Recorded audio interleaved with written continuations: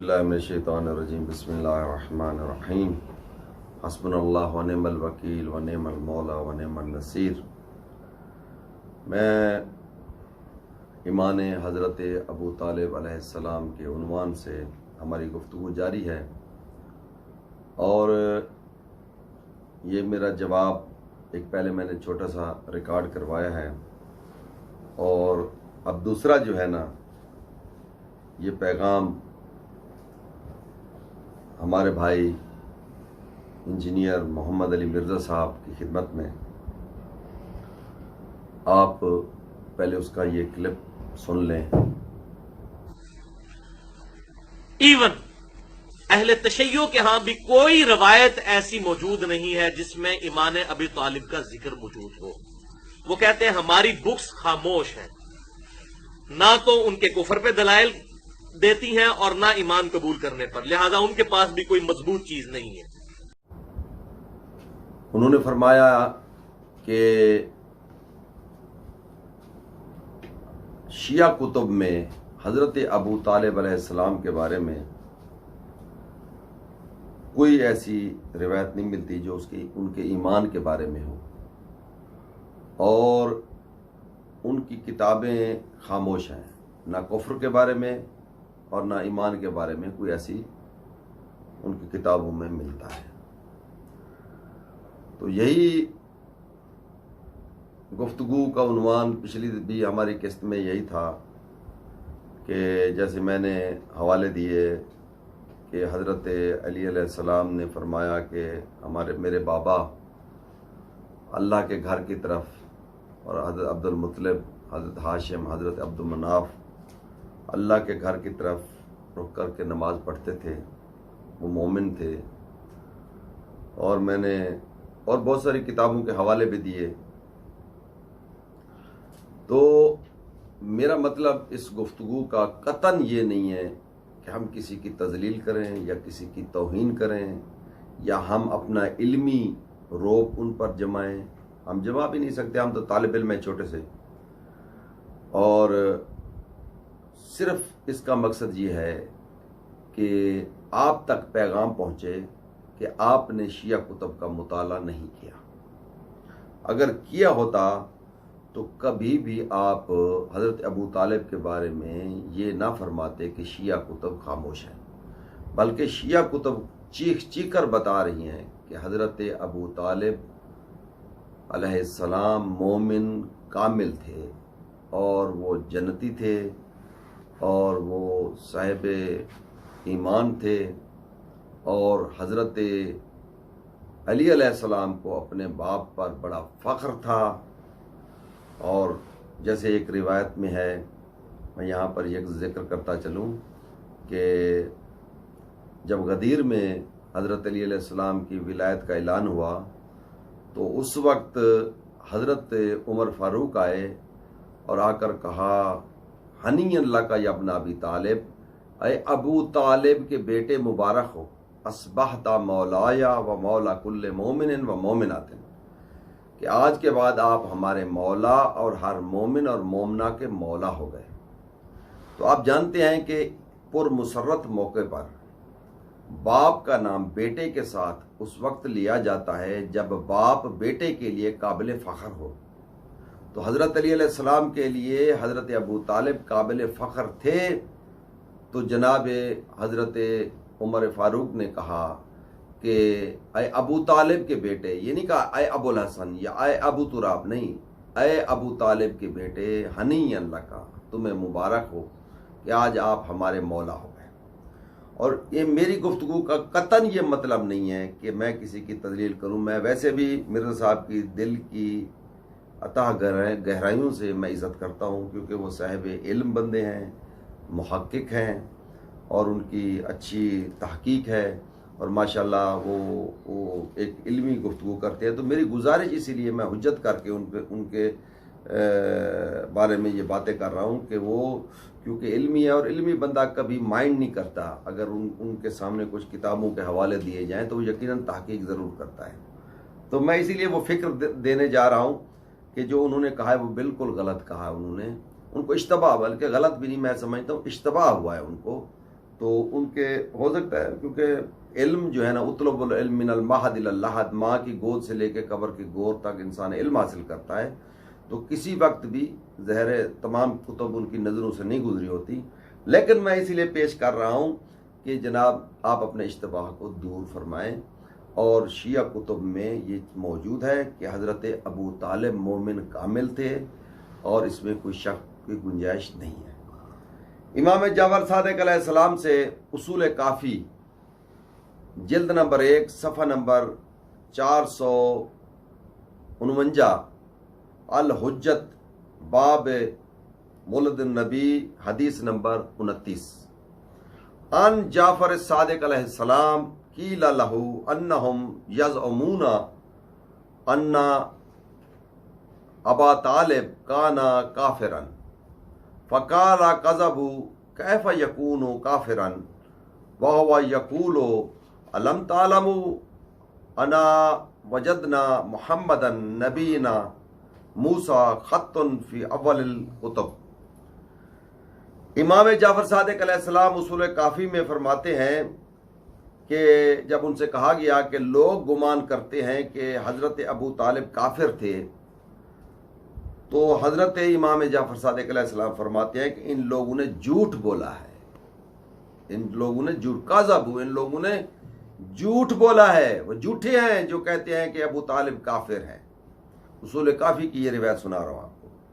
وہ کیسے کافر ہو سکتے ہیں جبکہ وہ کہہ رہے تھے کیا تم نہیں جانتے کہ ہم نے محمد کو پایا. یہ ابو طالب نے کہا کہ ہم نے محمد کو پایا، کیسا؟ نبی موسیٰ کی طرح، نبی موسیٰ کی طرح ہم نے محمد کو پایا جو پہلی کتابوں میں لکھا گیا ہے. تو یہاں سے معلوم ہوتا ہے اعلان نبوت سے پہلے، اعلان نبوت سے پہلے جناب ابو طالب نے رسول اللہ میں وہ علامات جو کتب سماوی میں پہلے کتب میں لکھا ہوا تھا، تورات میں، زبور میں، انجیل میں، ان کا مطالعہ کر کے جناب ابو طالب نے دیکھ لیا تھا کہ یہ موسیٰ کی طرح ہے. اور آپ جانتے ہیں کہ جب قرآن کی آیت آئی تو اللہ نے فرمایا بسم اللہ الرحمن الرحیم انا ارسلنا الیکم رسولا شاہدا علیکم کما ارسلنا الی فرعون رسولا، کہ میں نے تمہاری طرف ایک ایسا رسول بھیجا جو تم پر گواہ ہے، اور ایسا ہی رسول میں نے فرعون کی طرف بھیجا تھا. کیا مطلب؟ کما، جیسا میں نے فرعون کی طرف بھیجا تھا یہ بھی ویسا ہے. تو جناب ابو طالب نے اعلان نبوت سے پہلے یہ کہہ کر کہ یہ موسیٰ کی طرح ہے، یہ بتا دیا کہ جو قرآن کے نازل ہونے سے پہلے قرآن کا مطالعہ کر لے، میں سمجھتا اسے ابو طالب کہتے ہیں. یعنی یہ مقام ابو طالب ہے، یعنی اعلان نبوت سے پہلے رسول کی نبوت کی تصدیق کر دی کہ یہ موسیٰ کی طرح ہے، ہم نے اس کو موسیٰ کی طرح پایا. تو میں کہتا ہوں کہ سب سے بڑا صدیق تو پھر وہ ہے جو اعلان نبوت سے پہلے تصدیق کر دے نبوت کی، رسول اللہ کی نبوت کی. اس سے بڑا صدیق کون ہو سکتا ہے؟ تو آپ نے بتایا کہ شیعہ کتب میں نہیں ہے. پہلے میں نے میرات العقول کے حوالے دیے، میں نے ایک دو اور کتابوں کے حوالے دیے، ابھی میں آپ کے سامنے اصول کافی کی حدیث رکھی ہے. اب آ جائیں تفسیر منہاج الصالحین 7ویں جلد صفحہ نمبر 114 115 انک لا تہدی من احببت کے ضمن میں تفسیر منہاج الصالحین میں. نمبر 2 احتجاج طبرسی میں 3ری جلد پہلی جلد صفحہ نمبر 341 نور ابی طالب یطفی انوار الخلائق، امالی شیخ توسی علیہ الرحمہ میں پہلی جلد صفحہ نمبر 312 الجزر الحادی العاشر اسبغ ابن نباتہ نے امیر المومنین سے روایت کی کہ آپ نے فرمایا خدا کی قسم. یہ دیکھیں آپ کتابیں دیکھیں، آپ کہتے ہیں کتابیں خاموش ہیں. قبلہ کتابیں خاموش ہرگز نہیں ہیں، کتابیں بول رہی ہیں، چیخ چیخ کے بول رہی ہیں. تفسیر منہاج الصالحین، احتجاج طبرسی، اور اسی طرح امالی شیخ توسی علیہ الرحمہ، کہ اسبغ بن نباتا امیر المومنین سے روایت کرتے ہیں کہ آپ نے فرمایا خدا کی قسم میرے بابا دادا عبد المطلب ہاشم عبد مناف نے کبھی بت پرستی نہیں کی، کبھی بت پرستی نہیں کی، یہ بت پرست نہیں تھے۔ پھر میرے مولا علی علیہ السلام بیٹھے ہوئے تھے تو کسی نے آپ سے آ کر کہا اے امیر المومنین آپ جس مقام پر ہیں جو ہیں، آپ جس مقام پر ہیں جو ہیں، لیکن آپ کے والد کو تو آگ کا عذاب، یہ استفہامیہ ہے، آپ کے والد کو آگ کا عذاب، استفہامیہ۔ فرمایا رک جا تیرے منہ میں خاک۔ یہ کس نے فرمایا؟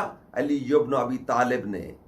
علی علیہ السلام نے خلیفہ راشد امام برحق الحق و ما علی و علی المال حق، اس علی نے قرآن و ما علی و علی المال قرآن، علی فرما رہے ہیں کہ تیرے منہ میں خاک، اس ذات کی قسم جس نے محمد کو خوشخبری دینے والا بنا کر بھیجا، اگر میرا باپ سب گناہگاروں کے لیے جو روح زمین پر ہیں، اگر میرا باپ ان کی شفاعت بھی کرے تو خدا ان کی شفاعت کو بھی قبول کرے گا۔ یعنی کائنات کے تمام گناہگاروں کی شفاعت اگر میرا بابا ابو طالب، میرا بابا عمران اگر ان کی شفاعت کرے تو میرا رب ضرور اس کی شفاعت کو قبول فرمائے گا۔ کس نے کہا؟ حضرت علی علیہ السلام نے۔ آگے سنیں اور کتاب کا سنیں، تفسیر صافی جلد دوم صفحہ نمبر 269، انک لا تہدی۔ پھر فرمایا کہ باپ کو آگ کا عذاب ہو جبکہ بیٹا دوزخ اور جنت کا تقسیم کرنے والا ہو۔ یعنی کسی نے کہا ثم قال، پھر فرمایا والذی بعث محمدا بالحق ان نور ابی طالب یطفی یوم القیامہ لے یطفی انوار الخلق الا خمسۃ انوار، نور محمد و نوری و نور الحسن والحسین ومن اولادہ الائمہ علیہم السلام وَإِنَّا نُورَهُ مِن نُورِنَا الَّذِي خَلَقَهُ اللَّهُ مِن قَبْلِ خَلَقَ آدم۔ اللہ اکبر، اللہ اکبر۔ پھر فرمایا میرے مولا علی ابن ابی طالب فرماتے ہیں، فرمایا اس کی قسم جس نے محمد کو برحق نبی بنا کر بھیجا، قیامت کے روز ابو طالب کا نور تمام انوار کے نور کو بجھا دے گا، تمام نوروں کو بجھا دے گا، غالب آ جائے گا تمام انوار پر، سوائے 5 انوار کے، محمد مصطفیٰ کے نور کے اور میرے علی کے نور پر، فاطمہ حسن و حسین کے نور پر، اور ان کی اولاد جو معصوم اولاد ہے علیہم السلام کے، جو امام حسین کی جو اولاد معصوم اولاد ہے اس کے انوار کے علاوہ تمام انوار پر نور ابو طالب غالب ہوگا۔ کس نے فرمایا؟ علی علیہ السلام نے۔ تفسیر صافی جلد دوم صفحہ نمبر 269۔ اللہ اکبر۔ کیونکہ ابو طالب کا نور، مولا فرماتے ابو طالب کا نور ہمارے اس نور سے ہے جس کو خداوند متعال نے آدم کے پیدا کرنے سے 1000 سال پہلے پیدا کیا تھا۔ کس کو؟ نور ابو طالب کو۔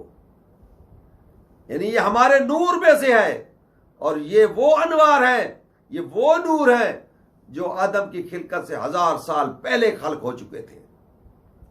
اسی طرح روضۃ الکافی، دیکھیں کتنی کتابیں ہیں جو بتا رہی ہیں کہ جناب ابو طالب کا کیا مقام ہے، کیا ان کا ایمان ہے، کتنے مومن کامل اور جوانان جنت کے سردار کے دادا، قسیم النار والجنت کے باپ، اللہ اکبر، خاتم النبیین کے محسن چچا،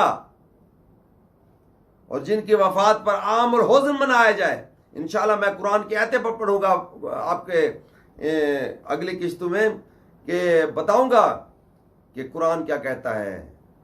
کیا یہ ممکن ہے کہ رسول اللہ اپنا حضرت محمد مصطفیٰ صلی اللہ علیہ وسلم کسی مشرک کے ساتھ اتنی محبت کریں؟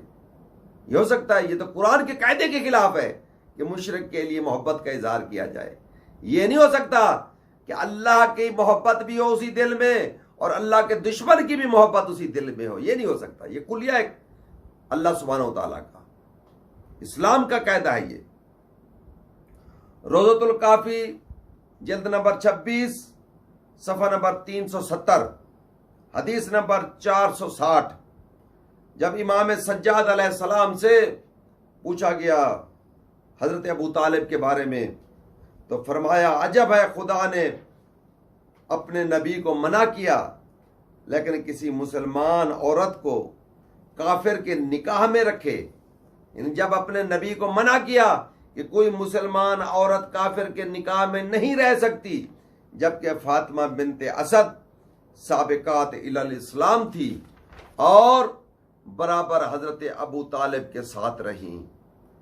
اور اسی طرح کئی کتابوں میں لکھا ہے، مثلا اسد الغابہ استیاب الصحیح انہا حاجرت وماتت بالمدینہ، اصحابہ چوتھی جلد صفحہ نمبر 380 پر، استیاب چوتھی جلد صفحہ نمبر 382 پر، اسد الغابہ پانچویں جلد صفحہ نمبر 517 پر، کہ رسول اللہ فرماتے ہیں کہ ابو طالب کے بعد جس طرح فاطمہ بنت اسد نے میرے ساتھ نیکی کی ہے، کائنات میں ایسی کسی اور نے نیکی میرے ساتھ نہیں کی۔